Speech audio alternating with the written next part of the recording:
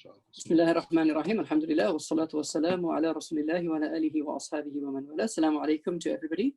And thank you for joining us for this, what promises to be, inshallah, a fascinating session on the relationship between Sufism and Islamic psychology, which, if you haven't already guessed from the conference so far, is there's a pretty integral relationship between the two. We only have two speakers, so hopefully we'll have quite a lot of time for Q&A. I'd like to welcome the first speaker, who is Merve Cetinkay, who graduated her BA from Ankara University, the Faculty of Divinity, and completed her Master's at King's College London, Department of Religious Studies, in Religion and Contemporary Society, with a dissertation on the relationship between spiritual experience and happiness among London Muslim youth. Currently, she is a Ph.D. candidate at the University College London, Faculty of Brain Science in the Division of Psychiatry. Her research interests include the relationship between spirituality and mental health, specifically Islamic spirituality or Sufism, and its effects on individuals' mental well-being. Her main interests are much related to the fields of culture, psychiatry, social psychology, and spirituality. So without any further ado, I'll turn it over to Merve. Merve, I'll let you carry on, bismillah. I'm very interested to hear your presentation. Thank you so much. Assalamu alaikum. Welcome, everyone. Thank you for attending this presentation. I studied Islamic study in Turkey and came to my postgraduate education in the UK. As you see, I am trying to find that how Sufi practice mediates mental well-being in individual lives with using the sample of British Sufis. Today, I will present my work with the title of The Relationship Between Contemporary Sufism and Well-being in Terms of Mental Health, with the initial findings of my research, which I conducted in Britain. The roots of this increased interest in spirituality are complex, but the central phenomenon involves a personal search for meaning and a sense of sacred or transcendent. Many different spiritual paths have arisen in the West, particularly towards the end of 20th and into the 21st century. This includes from Buddhist thought and practice, New Age spirituality, and derivatives of Hinduism, such as the practice of yoga. One path which has attracted less study and which arises from Islam is the practice of Sufism. In this project, I will explore how people from a range of background in England become interested in Sufism and how mental health and well-being are a part of this search.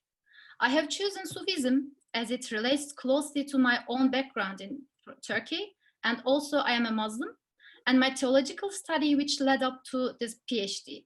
And I choose British Sufi to study in order to wide range of Sufi groups exist in Britain. I stress that this study is not a comprehensive of the current form of spirituality in Britain. Rather, Sufism is taken as an example of the ways in which spirituality and mental well-being relate to each other. So today, I will not talk about how Islamic spirituality, Sufism understand or help individual well-being in that presentation. Throughout the conference, we have been listening many amazing presentations in that subject and that content. I will talk about my current research design and initial findings to understand these effects from an empirical study, empirical data. So I will follow an order why doing the research, what I have done so far, and with review and initial analysis. So my research outline is structured with a brief introduction, the project followed by the research question, and the aims and objective of the study. Then I will present the background of the study with a presentation of a narrative review and systematic review of the literature. After present the research methods of the study, I am going to present the initial findings of thematic analysis, and I will conclude with a summary of what I have done and found so far. Could you move to next? My study is trying to find answer to the question of what is the relationship between Sufi practice and mental health. What motivates the attenders from a Western background to participate in organized Sufi ideas and practice in England? What role does mental health and well-being play in attenders to previous circumstances? And how does this relate to their current experience of Sufi practice? And to what degree does Sufi tradition in the participating centers recognize the issue of mental health and well-being in the people who take part? And the aim and objectives of the study, could you move the next slide, please? The overreaching aim of the project is to develop an in-depth understanding of how Sufi practice relates to mental health in contemporary Sufi centers in England, and how British Sufis integrate into these groups. A narrative review and systematic review are conducted to understand the literature on secularization, Sufism, and mental well-being, and some Sufi centers recruit to participate in research with a one-to-one interview and focus group discussion. To build a logical background of the study, I conducted a review on secularization, spirituality, to find the connection between spirituality and Sufism. Within the secularistic atmosphere in the West, and specifically in Britain, resulted with that while religion becomes fade away, some spiritual aspects, Eastern spiritual tradition, new religious movements, and the spiritual form of Abrahamic religions have been gaining popularity. Therefore, the popularity of Sufism is not a surprise. Many different ways of Sufi groups exist in the British Sufism. That is part of my study, and I'm examining the Sufi centers regarding social, cultural, and individual point of view. This has drawn attention to the gap in our understanding of the potential relationship between Sufism and well-being, giving the reduced role of institutional religion in contemporary Britain and the rise of more individualized spirituality. Sufi spirituality has attracted a number of individuals who positively view its practice as appealing to spirit and soul, and potentially offer the prospect of positive mental well-being. This study intends to undertake empirical research on contemporary Sufi practice and study how Sufi spirituality may relate to issue of well-being in Britain. So a systematic review on spirituality, practice, and mental well-being. In order to review existing empirical study on Sufi practice, mental health, and well-being, a systematic review has been conducted. I will not give that much detail of the review. I just would like to mention about the review to be more clear about the chosen methods.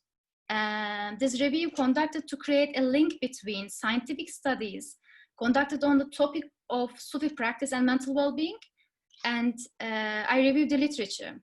So some trials and empirical studies have evaluated Sufi practice, but there has been limited systematic critical review of the evidence, evidence about effectiveness of this practice in mental health care. Such a review will generate a conclusion throughout evidence and empirical studies that are conducted on Islamic Sufi practice and patient. Could you move to the next slide, please? The existing empirical studies show that, I concluded with the 6th study, and the quality of study has some problems, such as methodological needs. Therefore, research conducted with qualitative method is needed to understand Sufi practice in the content of mental well-being. So I will talk about the method of the study.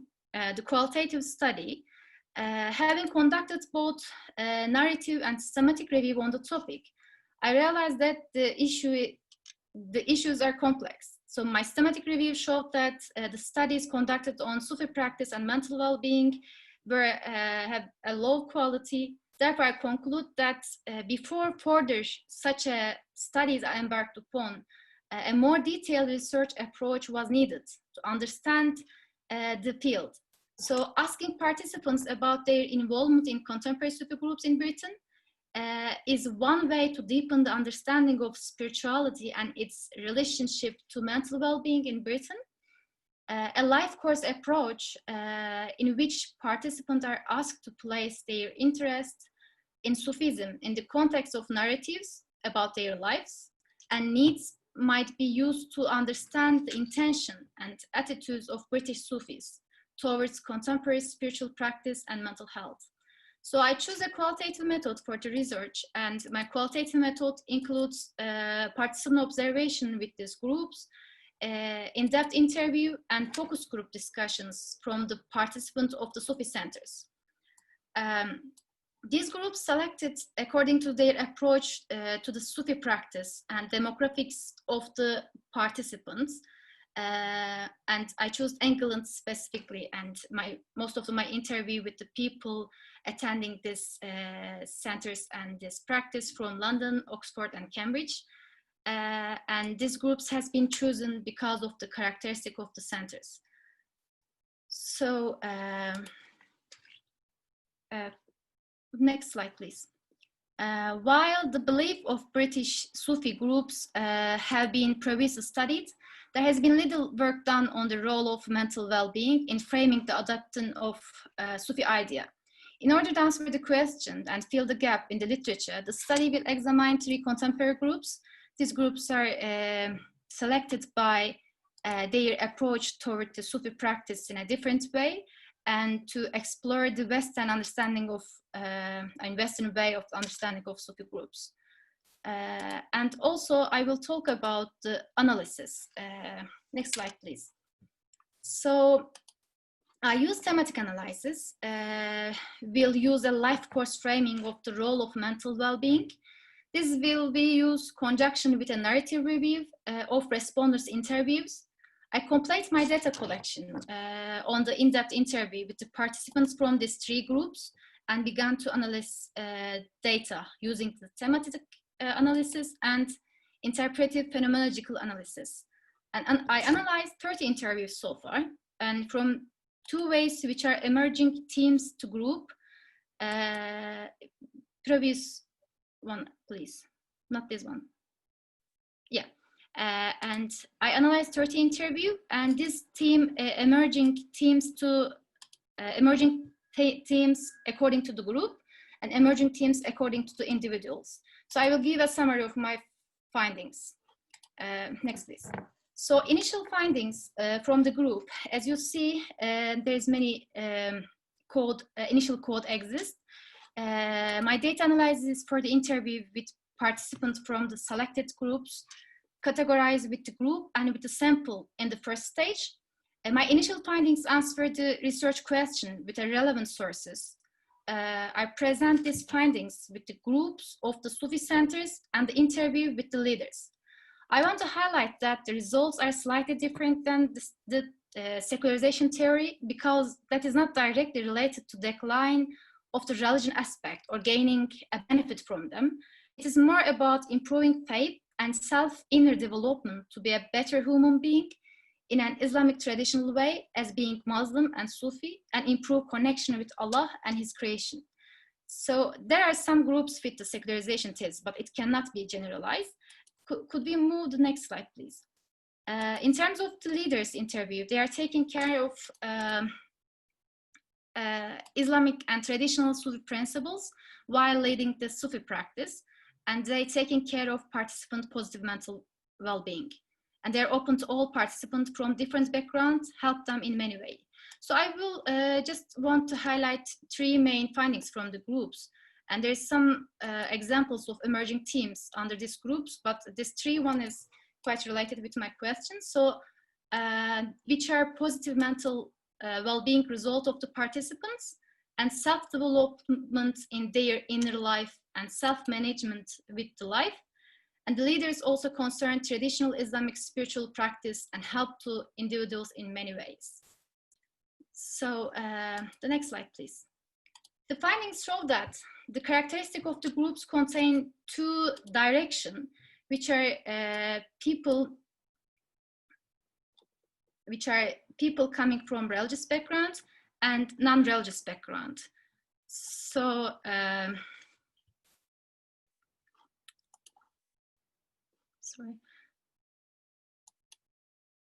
So the finding from the analysis of individuals regarding subgroups of participants indicate that effects of well-being have existed within Sufi practice in different aspects.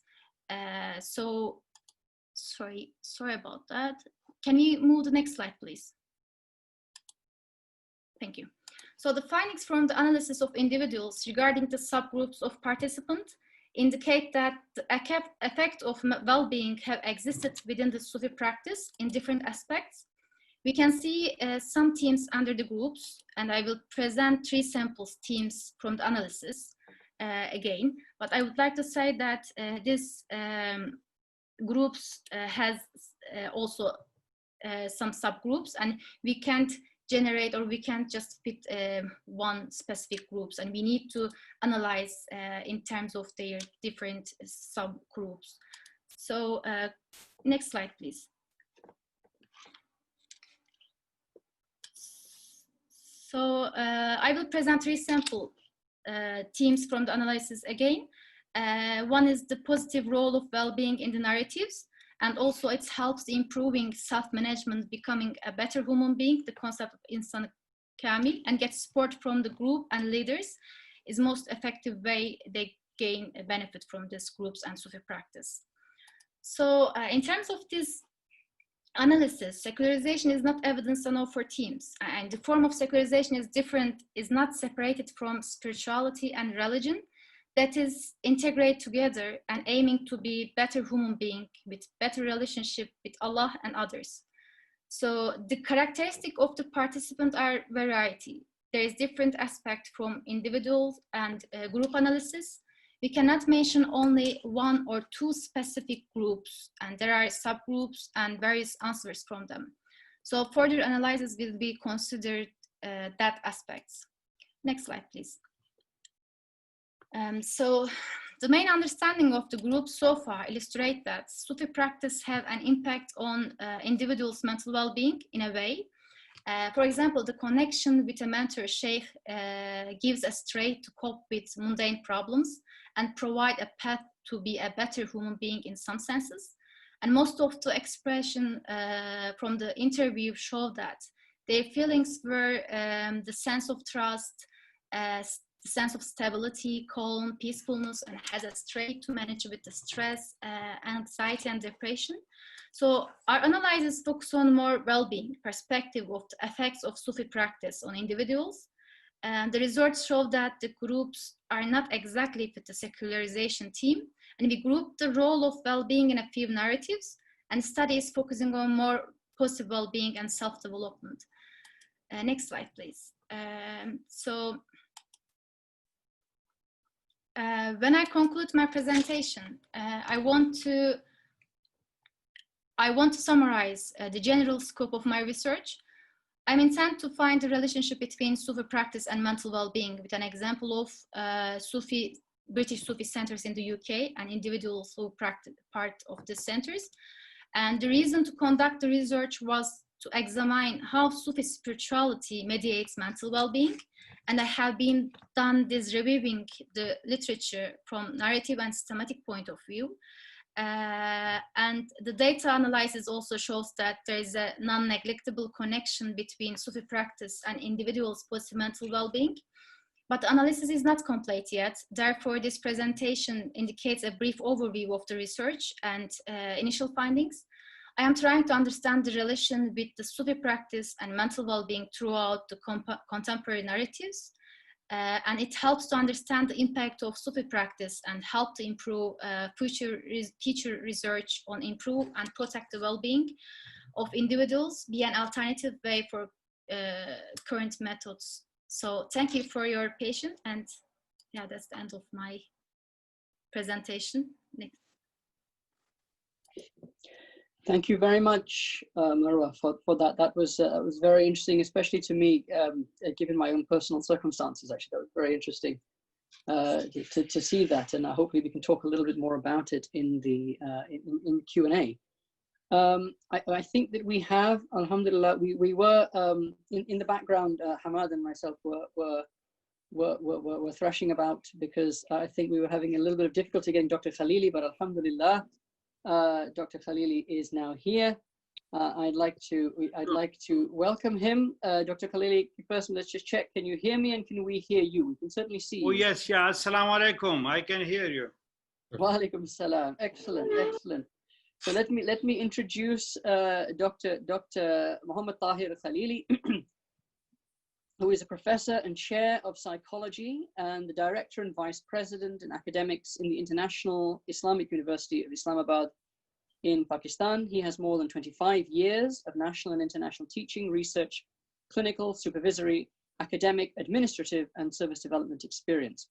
He works as the Director for Quality Enhancement, CEL, that's QEC, Students Advisor and the Director of the ORIC in the International Islamic University in Islamabad, and was a head and senior psychologist in the psychology department of the Roscommon Mental Health Care Service, as well as clinical supervisor of the School of Psychology in the National University of Ireland in Galway, which is in the Republic of Ireland.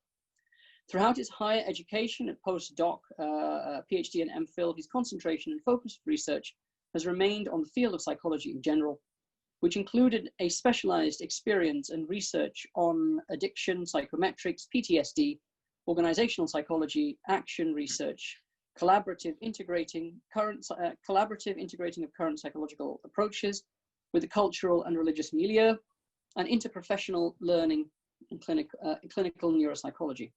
His special interest is rediscovering the religious perspective with a renewed interest on the current therapeutic approaches on professional psychology and their integration in line with the teaching of Quran and Sunnah.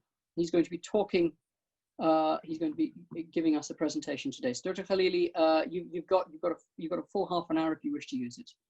But don't feel that you have to stretch it out to that, but if you wish, you've got a full half an hour, and I will leave it up to you. Bismillah. Okay. And Dr. Khalily will be talking about the rediscovery of transpersonal psychology. Thank you. Assalamu alaikum. Would you like me to share your presentation, Doctor? Your video? Oh yes, yeah, please, please. Okay.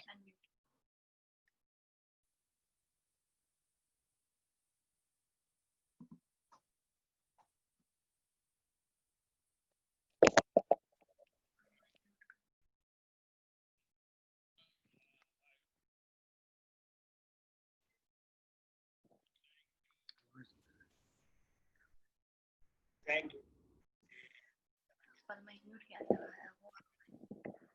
So I think here that Dr. Khalily has done what we call in England, I'm sure he'll be familiar with this phrase, a belt and braces approach, where he's, I think you've recorded your presentation. So I think what we need is just the slides, and then you can talk to us live. Given me the opportunity to speak on spiritual wisdom and mental health, rediscovering transpersonal psychology.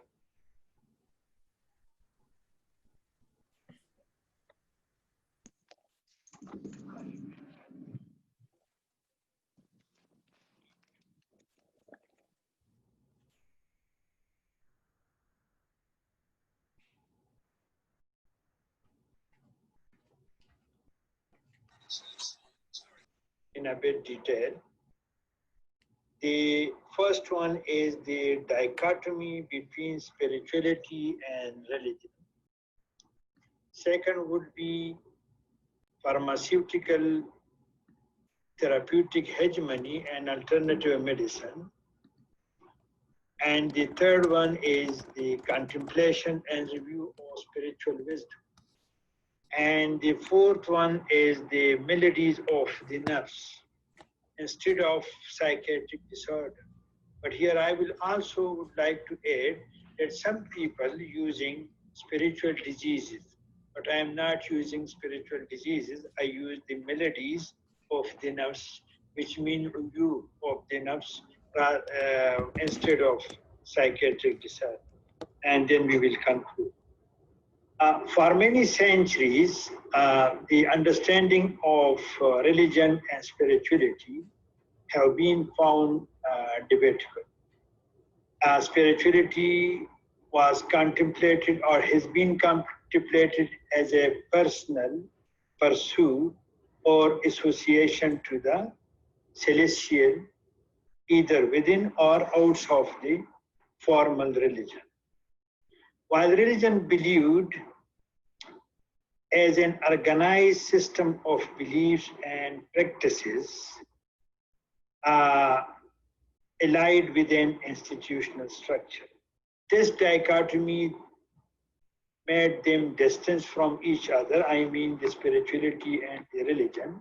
And spirituality was found more concerned with direct experience of latent higher consciousness with oneself, or without the influence of established religious guidelines and practices. This unendorsed journey by the religious institutions sometimes led the individual to become the spiritual masters, having his or her own doctrine based on his or her own personal experience.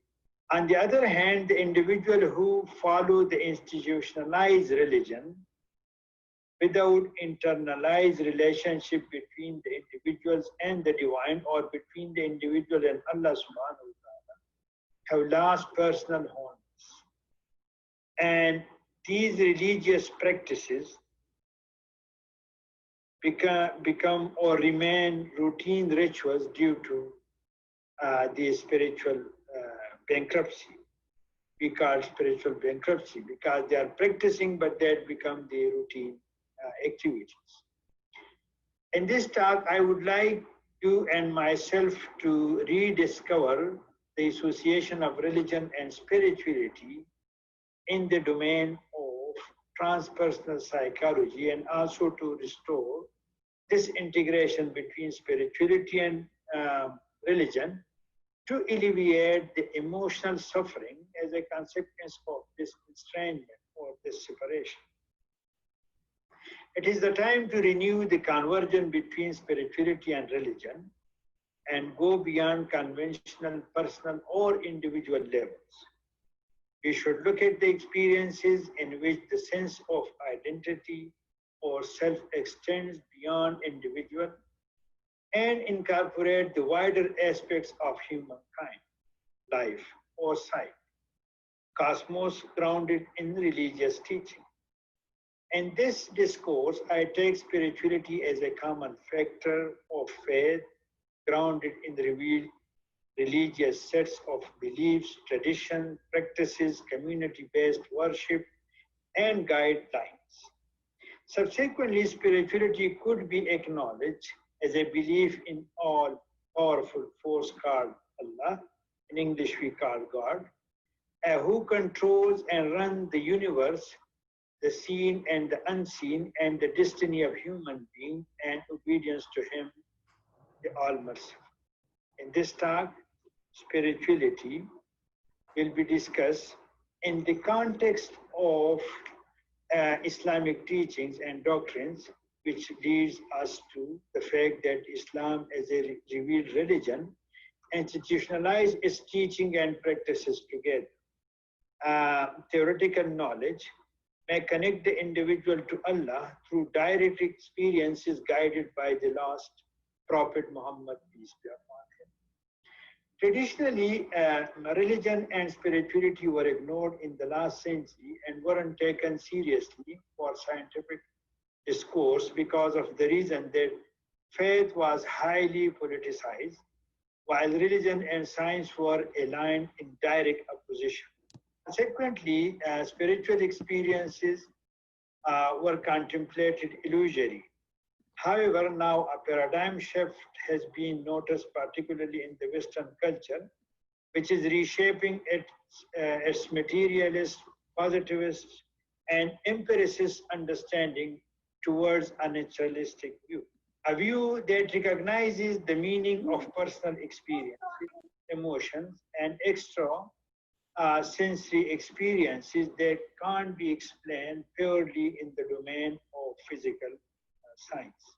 Radicalization and decolonization of knowledge in the Western culture open doors for the discussion to integrate religion and spirituality. Consequently, spirituality and religious practices and states of consciousness are becoming part of the stream learning and research in the mental health care system, and transpersonal psychology. Considering mental health, here our discourse is around biopsychosocial spiritual model to address the spiritual ailments. But by spiritual ailments, I won't use these words. Just for the explanation, I would use melodies of the nafs, youth of the nafs, and ailments of the nafs. For the ruh, I use soul in this, and I won't use the spirit. Usually, the people use spirit for the ruh, but for the ruh, I will use the English word soul, because spirit is also used for some other entity as well in the discussion or in different texts. Discussing the melodies of the nafs, it is vital to look at the historical association of religion, medicine, and spirituality through the lens of ethic and emic perspective, which brings us to the point that historically the treatment of bodily and psychological ailments was assigned to religious experts because the medical knowledge and techniques frequently emerge from religious background. And it was impossible to disentangle spirituality, medicine, and religion. This has enriched the recognition of religion as an important social institution and somehow makes it an alternative to medicine or psychotherapy. Speaking about general medicinal treatment such as acupuncture, hijama, shamanic healing, massage therapy, therapies grounded in Islamic teaching, prayers, and faith healings are seen working for most. Modern research too has proved the faith and prayers are effective in mental health treatment in many parts of the world. For instance, like mindfulness for uncontrolled anger, and some schema-focused therapy was integrated to the Islamic teaching and was found very effective. I would like to say this, to mention here, this is very important, that individuals suffering from mental disability, their lives are largely controlled by mental health institutions or professionals which have made them distant from their religion, which thereby I believe that each patient must be treated differently, keeping in mind their religious background and past experiences.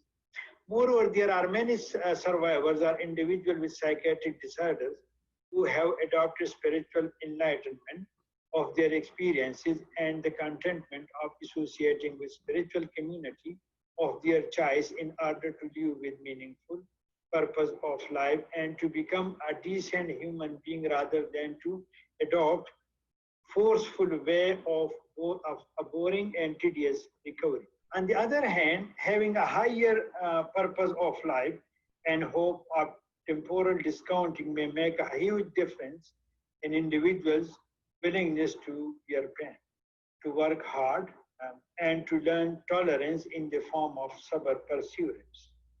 However, there are few challenges in adopting the spiritual approaches, mental health recovery to confront the current regimen and prevailing norms grounded in therapeutic hegemony, which are based on the fundamental proposition that physical world is real and the non-physical world is illusory. Now, the point here is that how should a practitioner respond to such a situation?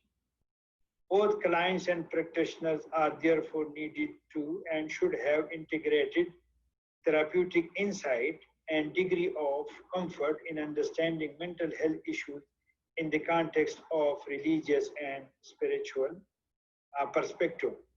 What is important is that during initial assessment, the focus should not be just on to discover the deficit, but to gather information regarding religious and spiritual beliefs, practices, and inspiration, community influence, and any past experience, either positive or negative, that could affect their psychological and spiritual lives without any reaction if that may appear better to the practitioner.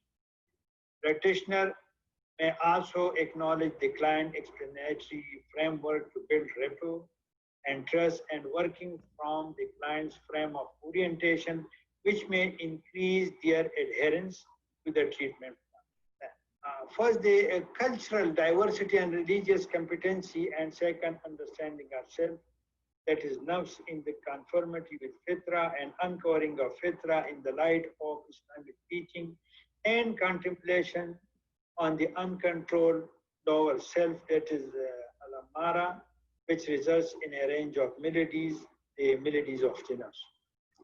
In Islamic teaching, it is believed that Allah granted human ruh. You can look at this diagram, which we call soul and nafs or self. The ruh is person's celestial essence beyond the emotions and instinct shared by a human and other animals, and exists in the form of divine light. The ruh drives to govern the nafs, which contain temporal desire of dunya or worldly and sensory perception. However, nafs can assume the control of body if the divine light or the light which is coming from the ruh is disrupted by bodily urges. And the nafs is subject to bodily urges, particularly the lower nafs, ammara, and shaitan has an access to the lower part of the self.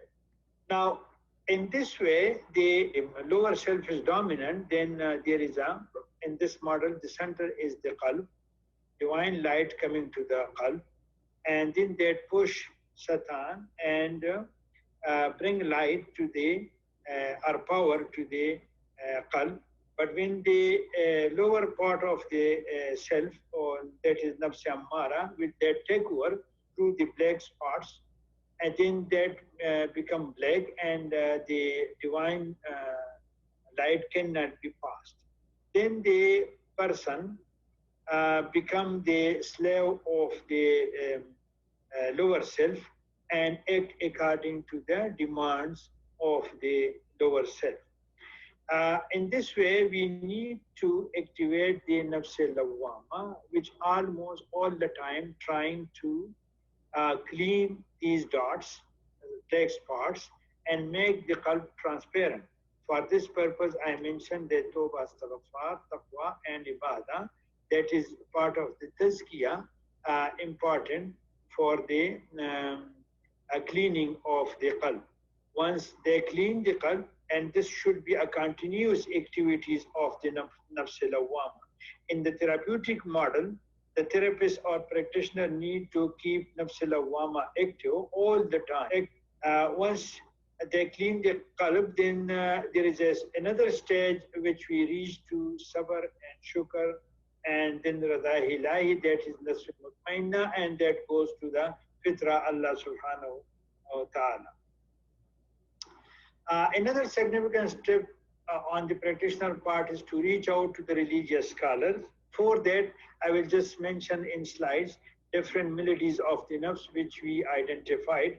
However, one of our Ph.D. students is working on this, and we are trying to have an inventory for this melodies of the nafs.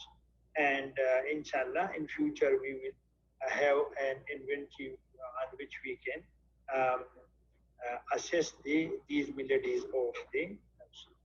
I mentioned another significant step on the practitioner part is to reach out to the religious scholars to acquire basic knowledge of religious practices and prayers, and need to expand their consultative model.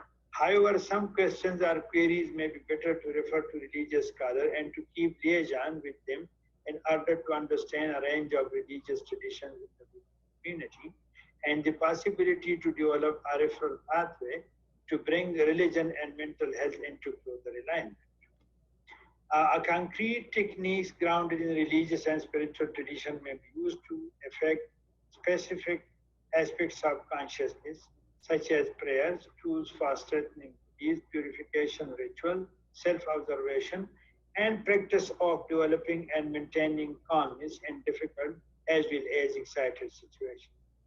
There are some thorny ethical and professional issues which makes the spiritual understanding of mental illnesses distinctive from the traditional mental health approaches, and emerge as a challenge for us, which I think to be discussed in different such. These were few things I mentioned, and I think that if there is any question regarding these thoughts, then you are most welcome, and then you can ask the question, and I will try my best to answer those questions.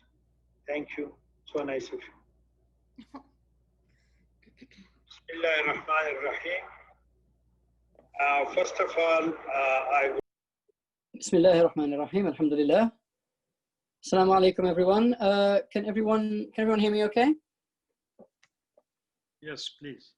Okay, Jazakallah khair. So thank you for thank you Dr. Khalily for that very interesting presentation, as well as to Marwa for her presentation. It's very interesting that actually you took two different approaches to the topic, in the sense that Dr. Khalily's was quite theoretical and Marwa's was very sort of practical and based on sort of case reports and studies that she had done. So it gives us a nice balance, actually, or you know, of what we're talking about, which is the relationship between Sufism and mental health.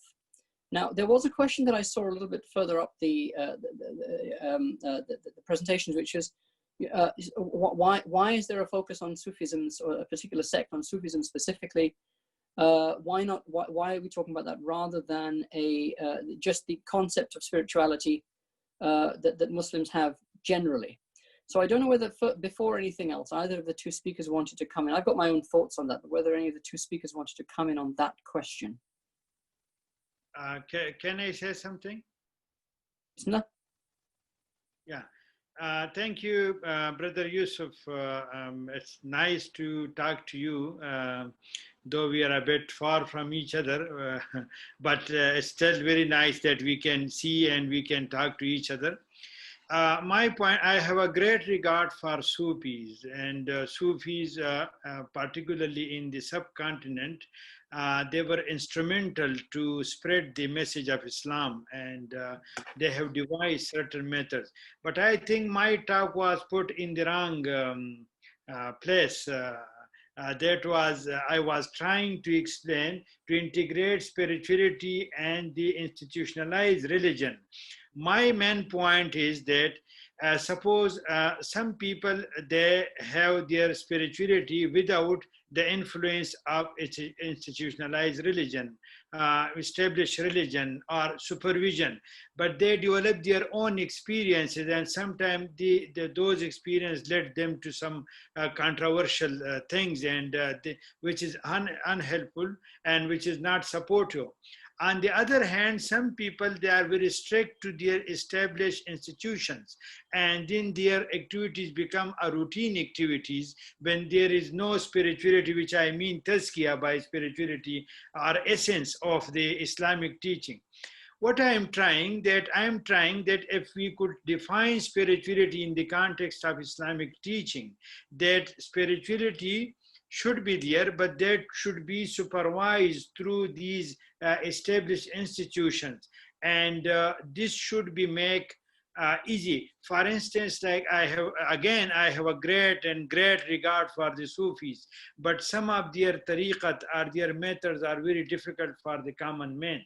Being a person working for the last more than 25 years in the mental health field, it's very hard for some individual to understand those terminologies and those methods to reach Allah subhanahu wa ta'ala. What we need the simple message of Islam, the simple practices of Islam, which an ordinary common man can do. And that's why I am trying myself to integrate this spirituality and the established belief system or the teaching of Islam. That's why I define that spirituality would be that we are close to Allah subhanahu wa ta'ala, but that method will be coming from the last prophet Muhammad sallallahu alaihi wasallam.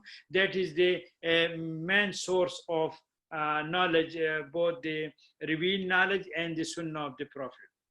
Jazakallah khair. Thank you for that. And I think it is very important to clarify this.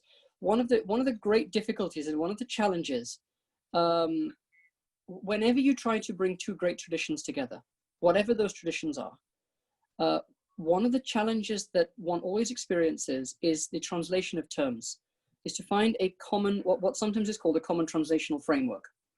So for example, I'll give you a very simple example. When you're looking at biological understandings of mental illness, and you're looking at psychological understandings of mental illness, if you take these two traditions, or if you put it slightly differently, a neurological approach to mental illness and mental health, and a psychological approach to mental illness and mental health, there is already a problem that occurs here, because in a psychological approach, you are talking about the mind.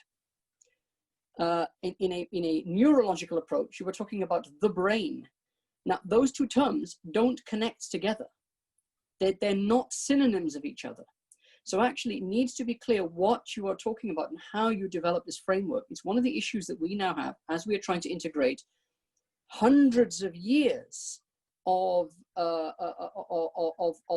experience, of writings, of academia in Islam on the concept of on Sufism, for example, with a modern tradition of psychology.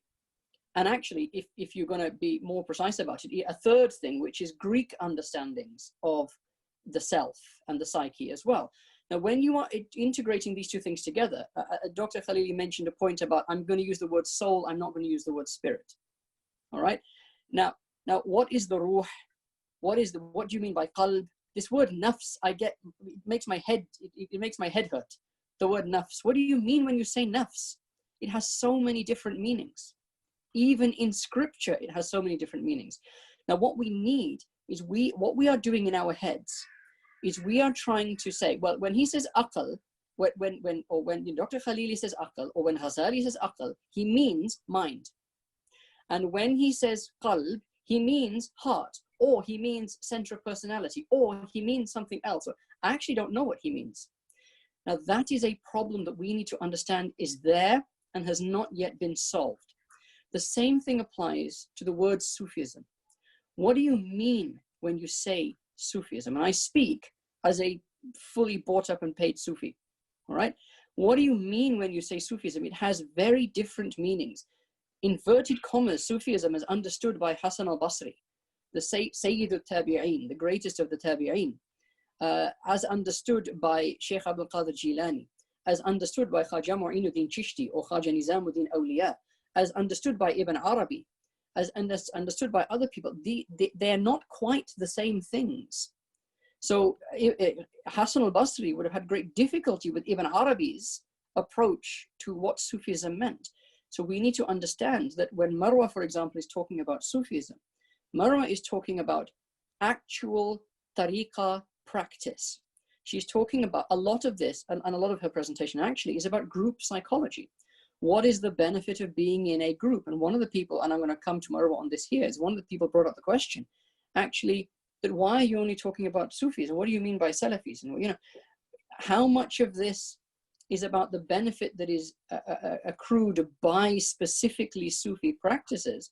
How much of it might equally be, might that benefit also be accrued in a Deobandi Darul Ulum, in the Tablighi Jamaat, where you have groups that form very strong bonds with each other, that identify with each other very, very closely? Do they bring about the same sort of mental health benefit? Or is there something different about what occurs in a Sufi setting? Now, I think there is, but I'll let Marwa come in on that question perhaps, and then I think Dr. Khalil probably wants to say something as well. Dr. Yusuf, thank you very much for such a very... Can Marwa come in first perhaps, and then... Okay, yeah, okay, no problem. Thank you so much, Dr. Yusuf. First of all, I would like to say that this group I write according to how the participants express themselves. I mean, I use life as approach, and all the information come through these interviews. So I didn't add anything from myself. I mean, I just analyzed their interviews. So if the participants explain herself, I mean, because I use life as approach, they say I was a Salafi. I met with the Islam with the Salafi way. So I converted, now I became a Sufi. I mean, and also the definition of Sufism is quite, in terms of contemporary groups, it's quite complicated to explain, because when we look at the definition of spirituality, it's quite uncertain. I mean, we don't have a certain definition of the term of spirituality. Every individual has their own explanation. But in terms of traditional tasawwuf, we have a certain definition of tasawwuf and Sufism, but I'm mentioned about the contemporary Sufism in here, and how the individual express themselves and how they understand Sufism. And I'm asked them actually what is Sufism or how Sufi life affect their life. And also I would like to say that I saw some question about why I choose these specific groups. I mean, at the beginning of my research, I began to search some existing Sufi group in the UK. I did some participant observation and attending many groups. I had to narrow my study to have like empirical data, from them. So I select these 3 groups because of their different characteristic of of the participant as well, because they have very different they have very diverse people attending. There's Africans and there's Western background people, there are Muslims as well, so that's why I choose these groups. And also what were the 3 groups? Because I saw Haqqani, Naqshbandi, Sufi. Yeah. What were the other 2? There's a one threshold society. It's one of the Mevlevi group, and also the Ansari Qadiri Rifai Tariqa. They have a center in the UK, and their practice is quite doing different places. And I met with their leaders and I attend their practice. And my examination of this Sufi practice generally focus on group zikr and individual zikr as well, and how they, how Sufi life and Sufi practice affect their individual life before and after. And it's mostly related with the individual based analysis. So I just finished my second year, this PhD, and I began to analyze this data. So and everything I said here is quite initial findings. I need to do more analysis, and I have 2 more study. One in the focus group discussion with the groups from this specific, with the groups to learn more information about the general perspective of Sufism and Sufi practice, how it affect their life and mental health. And also I will do some follow-up interview in terms of COVID-19 question as well. They are start doing their practice virtually, and it's the result of some change. So, thank you. Questions, yeah.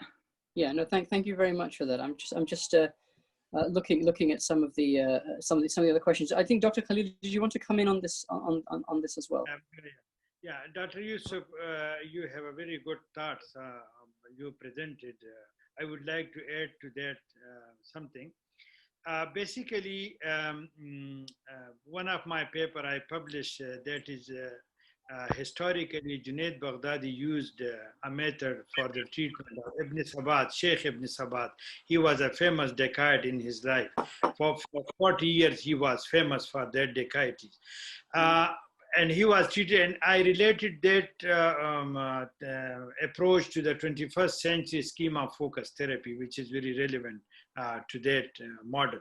And if you want, I can send that paper, that is published paper, to you and for other audience if they are. My point here is not like, suppose I'm looking for this common epistemology, because these epistemological differences make other differences and make difficult. I'm just talking about the common man. I'm not talking about the specialized, like the specialized thing, the tariqat. They are doing very well. I have no problem. They are very expert in that thing. I'm not a religious scholar like you are yourself. You are a good, I presume that you are a religious, but my background, my grandfather was, he studied in Deoband. He was graduate of the Deoband Darul Uloom. My grandfather from the father's side, they were also ulama, sheikh. But I have this both training in the traditional religious institutions and the other the so-called modern schools and institutions. My point is that why we won't go to the basic teaching of Islam. If you look at the initial time, like the 30 years of Islam, then there was no such groups like Deobandi, Barelvi, or Sufism or Salafism or any other thing. That was only the teaching of Quran and Sunnah was there. still, I presume that many scholars, they made this school of thought that is to facilitate the common man, that they could understand the religion and they could practice the religion like the Shafi Maslik, Hanfi Maslik.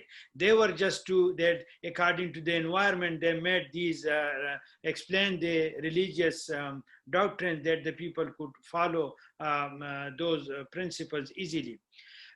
Later on, you mentioned that the Greek influence came and they influenced the spirituality and even our other practices as well. And I also mentioned that some of the colonization of knowledge and radicalization of knowledge that has also influenced on the religious perspective in our part of the world. That is obvious. Another thing you mentioned, the mind, brain, and the qalb. I didn't go for the brain now, but my point of view is the qalb is the grid station. If you remember that in every town there is a grid station for the electricity, that all powers come to that grid station, and from there they spread, and you can see that there is a light, there is a refrigerator, there is a TV is on, there is a train is going on through that electricity. For me, qalb is the power, that is the grid station, and they supply to, maybe this is my theoretical approach, because I'm a neurofeedback therapist for the last 10 years. I'm using neurofeedback therapy. You are aware of that. That is the Atmar Foundation basic technology. I am aware of that. But my point is that I took this even working with all models and trained in the psychoanalytical school of psychology. Basically, I got training in that school. But still, my point is that we need to work on the nafs lawwama, to activate this nafs lawwama, to make the qalb clean all the time, because the nafs ammara has a connection with the dunya, temporal world, and there should be some spots, black spots coming from that, and that make that part of the qalb black. And if we make this transparent, and the ruh, that is the divine light which is coming through that, then they will push the shaitan and they will push the nafsi ammara urges, and then the qalb will be clean. We have to work on this. This is the model which we are trying to work on it. Two of our PhD students, they started, like one is started on the melodies of the nafs, which I mentioned in my talk, and another one is using this model as a therapeutic model. We see how much it's effective, and probably if we got a chance, then we will do this a randomized control trial and comparing with the other models. Are you there? Dr. Yusuf? Hello? Hello, Merve? I'm here. I can see. Yeah, but Dr. Yusuf, I think he lost the connection probably. I think so.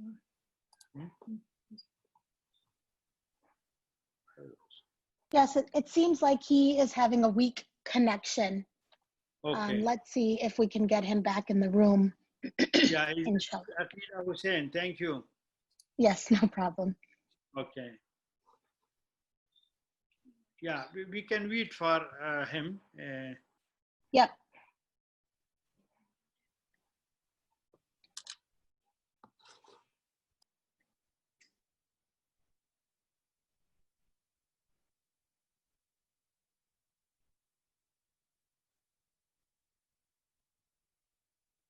While we wait, there are some questions in the chat.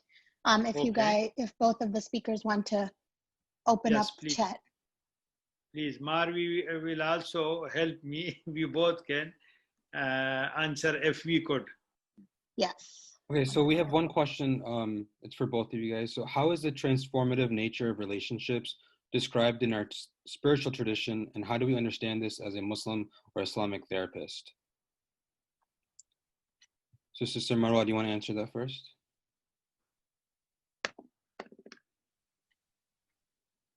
Assalamu alaikum, Dr. Yusuf. Welcome back. Can you hear us? Yes, I can hear you fine. Sorry. I heard there was a question for Marwa. That's what I caught, and I missed the end of Dr. Khalily's bit, but there we are. My computer kicked me out. I'm not sure whether that's a. Sorry, I had a problem. I couldn't hear the last question. Sure. Yeah, the question is, how is the transformative nature of relationships described in our spiritual tradition, and how do we understand this as a Muslim or Islamic therapist? Actually, I'm not a therapist, so I can't answer from that direction. But in terms of my understanding, I think the concept of spirituality in Islam is not different than the concept of religion, and we can separate each other. So the thing, I found useful when I'm doing my analysis and when I introduced the Sufi practice to my supervisors as well. And Islam has combined, Sufism is a way of living Islam within a spiritual way. It's not a different than religion. So we should accept as a way of living Islam in our personal and our all life. Yes. Assalamu alaikum. Thank you for that. So yes, apologies for my connection problems. I hope everyone can hear me now. I can certainly hear Marwa, so that's great. And I'm getting a thumbs up from Ahmed. I'm getting a thumbs up from Ahmed, so I'm assuming you can hear me. Good, mashallah. Yeah, so thank you for that. Look, I mean, as I say, Marwa and Dr. Khalily's presentations were different. One was theoretical and one was very much a sort of a, what's the word I'm looking for? I can't, it's a social analysis, effectively. As such, of course, from a social analysis perspective, you can pick any groups you like, right? I think it would be interesting, Marwa, from your perspective, to consider, to effectively, to consider the confounder of group psychology. So what individuals get just from being in a group, any group, could be a group of football supporters for that matter. We're all well aware of the effects of group psychology. Does Sufism provide something over and above that?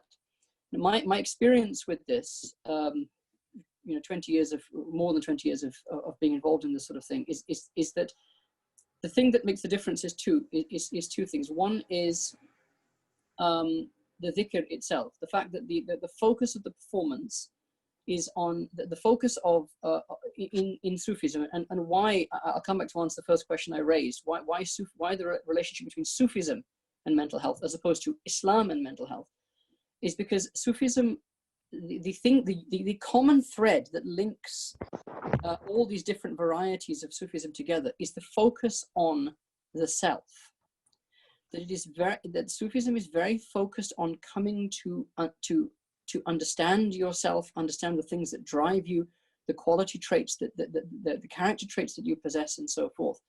As things like the purification of one's intention, which means being aware of ulterior motives that you may have, focusing not merely on the act of giving charity, but the trait of generosity itself. And so its focus is very much on the human rather than the action that the humans produce. So that is and that, of course, from our perspective in mental health is what we also focus on. It would be a very interesting study, actually, to take concepts like personality disorders and personality traits in general, to take concepts like attachment, secure, insecure, and so forth, those attachments, and see if they could be mapped onto the discussions that occur in most Sufi texts, which are about the maladies of the nafs, as Dr. Khalili put it, concepts like malice, anger, jealousy, and so forth, but then also things like patience, gratitude, generosity, compassion, and so forth.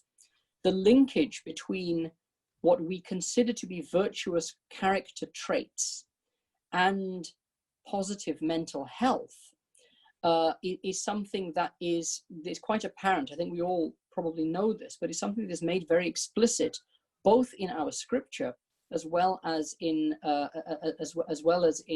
some of our texts that make this very apparent. So the Prophet ﷺ, describing righteousness, al-birru matma'anna al-qulub, that righteousness is what brings tranquility to the heart, what brings peace to the heart.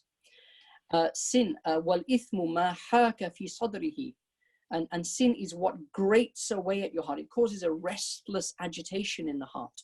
Here you have the Prophet sallallahu alaihi wasallam bringing together moral virtue and mental tranquility, and moral evil and mental agitation, or agitation in the mind. Yeah, so this is a concept of as the Sa'id, the person who is happy, the person who is destined for perdition as being shaqi, as being wretched or unhappy. Ghazali, the Persian version, it's not a translation, but the Persian version of the Ihya Ulumuddin, which is, by the way, for those interested in such things, is structured in a very different order, but it has much the same content, but it is structured in a very different way. So the Kimiyatu Sa'ada, it's called in Persian, and the Kimiyatu Sa'ada literally means the alchemy of happiness. Or to put that another way, how to be happy by transforming one's character and one's quality. So this is something that is worth a lot of thought. And because of that, there is a very close relationship between next worldly happiness that comes from moral virtue and this worldly happiness that is the absence of anxiety, agitation, and so forth. So that's one of the reasons for that. And because I've had to log out and log back in again, I've lost all the questions. So I don't know whether somebody else perhaps has the questions, and then I think there's a few more that have come in, and we do have time for discussion, so that's great. Marwa, someone is asking about Ahmed is asking about the experience of non-Muslims in Sufi processes. Yeah. Actually, most of the group has a big part of non-Muslim participants. First of all, I examine a different subgroup, and their experience is quite, they are beginning to come and attend. First of all, which perspective do you asking, or what do you want to know for well, I'll let Ahmed clarify his question. Yeah, it will be better. I'll add to this, Ahmed, if you can perhaps clarify the question. I'll add to this that my experience of non-Muslims coming for the dhikr that I hold, which happens now and again, family members, people bring family members and that sort of stuff, is that they themselves find a great deal of peace in the dhikr. They find a peace that they have said to me that they don't find anywhere else, even sometimes in their own religious services. So there is something to that. My grandfather was a Hindu, and in his old age, when he was living with us, he would come with us. We were living in South Africa. He would come with us to my sheikh's dhikr, and he would make sure he was the first person to get ready for the dhikr. Every Thursday, he'd be ready first. He'd be like, "Come on, when are we going for zikr?" And he would sit in the zikr, and he would derive a tremendous amount of peace from it. So in terms of it is quite interesting to see the effect that it has. But I don't know whether Hamad has come back with a bit more of the question. No, Ahmed, sorry, not Hamad. Ahmed. Yeah. So can you? Oh, hear sorry. Me? Oh, okay. You can just say it, I suppose. You hear me? Yeah. Yes, we can hear you. Apologies, I was waiting for you to type, man. Sorry, go on, carry on. Oh, no. Yeah. So I'm really interested in, they do not accept, probably at that moment, if they consider themselves as non-Muslims, they do not accept the itiqad of Islam. So how is that for them to doing the zikr and attending all these rituals and then coming to that space? Because in the United States, I did my master and PhD there, and I had a friend who was an atheist, and he worked in a Sufi center, a Naqshbandi Sufi center, delivering tea for 6 years. And he was talking about his experience as an awesome experience because of that people were respecting him, people were, all were kind. And so, but he did not accept Islam for the 6 years, and he's still an atheist. So just and he has been the only person I have met as a non-Muslim attending a Sufi center. So just wanted to get an overall explanation, like how is that? Just, yeah, I don't know a lot about this. Thank you so much. Thank you for this question. First of all, the centers are open to everyone coming from different religious background, non-Muslim, and they're not, I mean, there's not a requirement you have to be Muslim if you attend every week or if you continue attending this Sufi practice. But what I realized that most of the people coming from non-religious background or other religion background, they are seeking spirituality at the beginning, and they are experiencing many different kind of tradition. And they began to seek from like Buddhist tradition, Hindu tradition, and also if they're coming from Christian background or some Judaism, and they're seeking, and they, in some way, they come across with Sufi practice. And when they attend, they really like the atmosphere. I mean, the connection between the leader and also the attendees. And there's not just a, I mean, the thing is, I mentioned about the practice in England, and which within these three groups, and they're close. I mean, they're sharing everything. I mean, they're doing zikr together, doing the ritual, and they really enjoy to be part of it. And also, I mean, there is a kind of community. I mean, they practice Sufism in a different way. I mean, there's some practice conducted on Jahri and loudly, and more. Includes more movement, and some of them more silent, but I mean, they are quite enjoy to attend and experience this, and they found more happiness and more calmness, and sometimes they began to interested in Islam.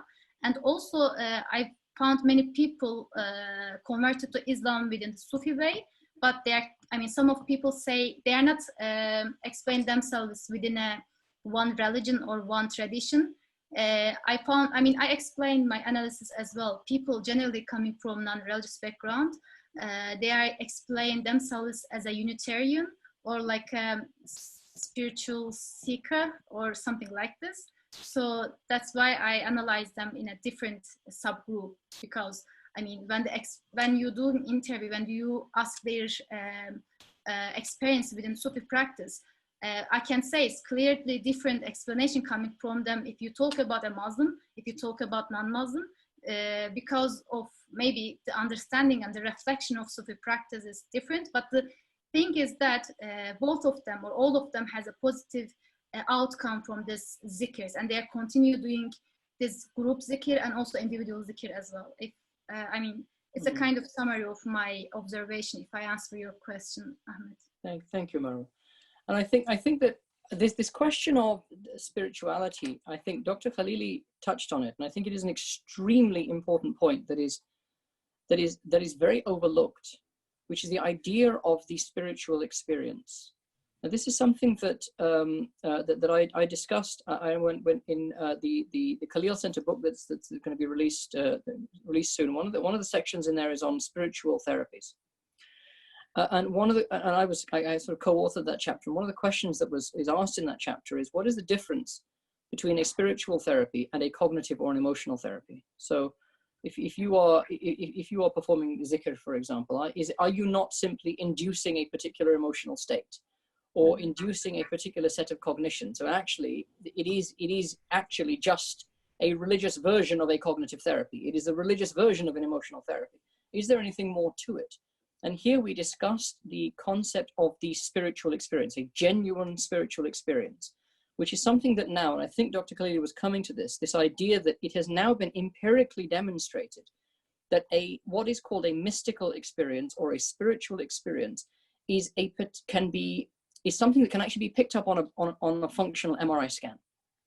So this is a very specific brain pattern that is simply not seen in any other form of perception, of action, and so forth, and demonstrates what the subjective experience of its participants is, this is a unique experience unlike any other experience.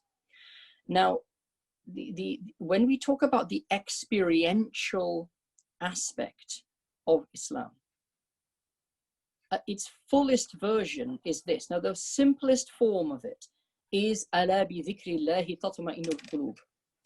that through the remembrance of God, hearts find rest and tranquility and peace.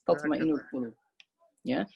Now, this is something that really, in a sense, if tasawwuf or Sufism has a specific goal, this is the specific goal within the general goals of Islam. It is the idea of the experience of God, and ta'bud Allah ka'annaka tarahu, to worship Allah as though you are seeing Him. وَإِن لَمْ تَكُنْ تَرَاهُ فَإِنَّهُ يَرَاكَ. And if you cannot see Him, then the awareness that He is seeing you. This is the Prophet sallallahu alaihi wasallam describing a spiritual experience, describing what now we call a mystical experience. And this is, I think, what a lot of people take from it. Now, when you take that mystical experience, what filters you pass it through, that's completely different. So, if you have a vision of a person, a figure clothed in light, holding out their arms like this. Now, a Muslim person might experience that as a saint or as a prophet or something like that. A Christian person will experience exactly that same thing, and they will understand it as Jesus on the cross. So there's the experience, and then there's what you make of the experience. Now, the purpose of the formal religion is to give you a framework within which to correctly interpret and understand something that is a human given, which is the ability to have a mystical experience, the ability to have a transcendent spiritual experience. I'm going to bring Rabia in because she's got a hand up. Rabia, Dr. Rabia Malik, if you just want to unmute yourself and come in, please. Assalamu alaikum. Can you hear me? We can hear you. Yep. Thank That's you. The beginning. That's the beginning of every Zoom conversation, isn't it? Hello? Can you hear me? Thank you so much, Merve and Dr. Tahir, and also to you, Asim. I was really also, you're Asim beginning to touch on it, and I was hoping more would be said about what tasawwuf could offer us in clinical practice. And what you were just saying about spiritual experience, I think is really important, because one of the things that I think spiritual experience gives you, and maybe something very significant to these tariqas, Merve, that you're talking about, is that it also helps contextualize your psychological experience. So having a taste of something that gives you an experience of nafs al-mutmainna, or of something more expansive, can help you understand your psychological experiences from a different perspective. Can you still hear me? Yep. Also, the other kind of realms that I think would be really useful to consider are the relationship between the murshid and the murid, and how that's different to the therapeutic relationship, but what could also be learned from that relationship and brought into the therapeutic relationship. Because really in the relationship between the sheikh and the murid, it's really heart-to-heart transmission. And I think we could learn something from that about the stance a therapist takes in relation to the client, because I think the more work the therapist has done on themselves, the more they can operate from different places within themselves. And actually, one of the things I have found useful in my practice with clients, Muslim clients, is helping them understand the range of human experience. So Dr. Khalil mentioned about helping people move from nafs al-amara to nafs al-lawama. But one of the things that I've observed that I find so interesting is that people have all aspects of that range within them all of the time. And so actually what happens is you can have somebody who's really acting out from the place of nafs al-amara, and then they'll tell you a dream which really symbolizes nafs al-mutmainna. And helping people recognize the range of their experiences and where they are operating from, as well as the pitfalls, because sometimes we can fool ourselves, even within religion and spirituality, where we think we are speaking from a place of virtue, but really actually it's mixed in with our own woundedness and things like that. So helping people decipher these different aspects of the nafs and the range of human experience that's available to them I think can be really beneficial. So those are just some of the contributions I wanted to make in terms of really what tasawwuf has actually so much, I think, to offer therapeutic practice. Jazakallah khair. And I think a lot of the questions seem to be about this. There seem to be quite a few questions that have come up about this idea of the Sheikh-Murid relationship and the parallels that exist between a therapist and a client. And it's something that certainly I've given a lot of thought to, given that I, sort of dual roles and that sort of stuff. My Sheikh, who knew nothing about psychology but everything about psychology, if you know what I mean. I remember he said, he gave me a very simple analogy once. He said, the relationship between a sheikh and murid is like, he said it's like a clock face. It's like a clock face. He said 12 to 6, you have the jamal of the sheikh. From 6 to 11, you have the jalal of it. From 11 to 12, the sheikh prepares you to be prepares you to be independent, to be your own clock. And what he was basically saying is that the beginning of the relationship is about establishing a therapeutic relationship, is about the affirmation of you. I remember saying to somebody once that don't ever say you are worthless, because God created you. And she said, oh, I know that, but still, and I said, but you're assuming worth is based on this and that, and it's based on virtue, and it's based on how much you're worshiping, and how you fulfill your function as a wife, and how you fulfill your function as a. I said, you have a value simply by virtue of being in existence, because there are so many possible yous that God could have created that He didn't create. He created you. You are special. You are created out of a world, literally an entire world of other yous. It could have existed, and He's picked you, and that indicates that you are special to Him no matter what. And that was so powerful for her to hear, because besides she was suicidal. That's thing that really made a difference. I mean, I was a bit more than that, but that first part of the relationship is about establishing that. It's about giving you that comfort and that sense. The second part of the relationship is about you making the change that you need, helping you to make the change that you need to make. If you start with the jalal, you won't get anywhere. If you only have the jamal, you won't get anywhere.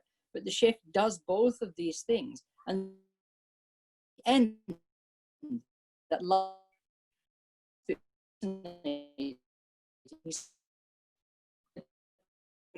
the last bit of the basically, and that's exactly what we do in a therapeutic relationship. We spend establishing a therapeutic relationship, trust, the non-judgmental experience, non-judgmental. Just the other day, say to me that he committed adultery. And we had a long conversation about it, and the fact that, and I was scolding him, but I was scolding him. I can scold him in that way because from 12 to 6, we've got the relationship.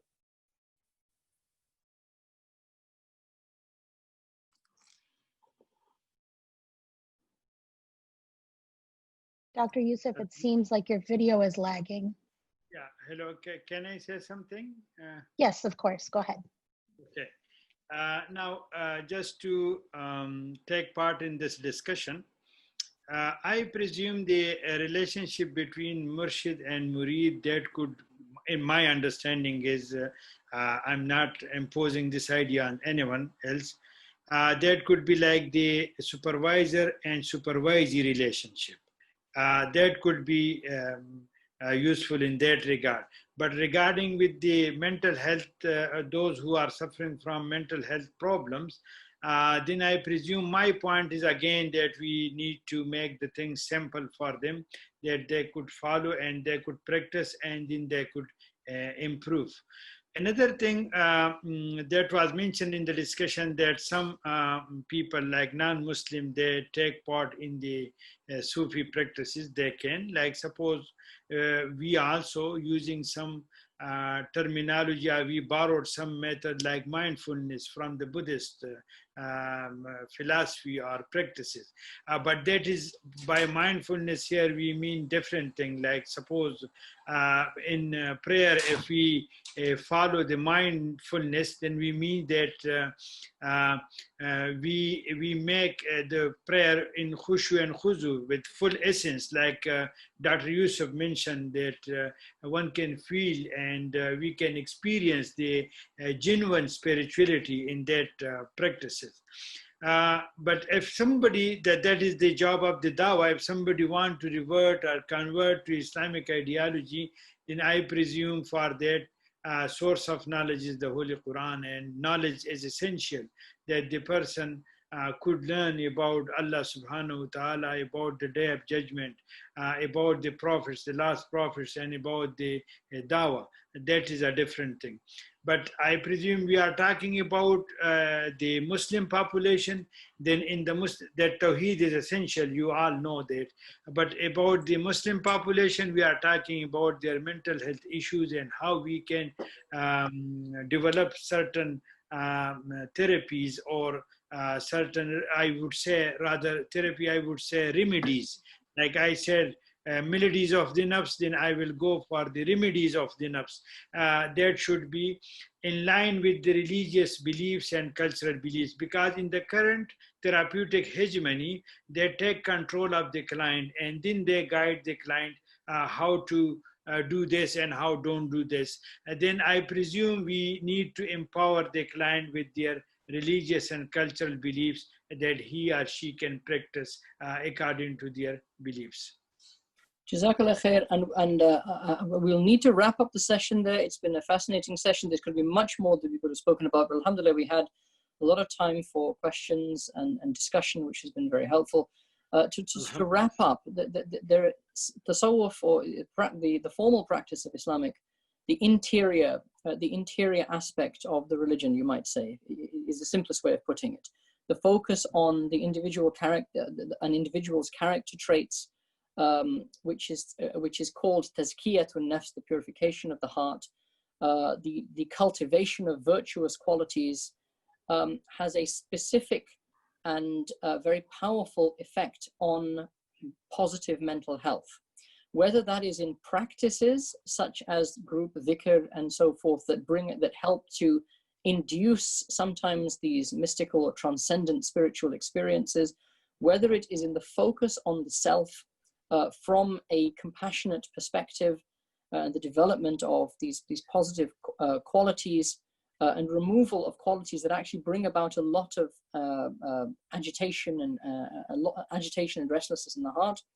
And also, lastly, from the formalistic relationship, the idea of, as Dr. Khalily put it, a supervisor, a spiritual director, who very much to a certain extent plays the role of both therapist and I won't say life coach, I'll say afterlife coach, but plays that role in the in the lives of those and promotes his or herself as an exemplar of what can be achieved, which is very important to be able to see, which itself mirrors the relationship between the Prophet ﷺ and his Sahaba, and so is in fact this sohbah, if you like, is the foundation of the Sunnah.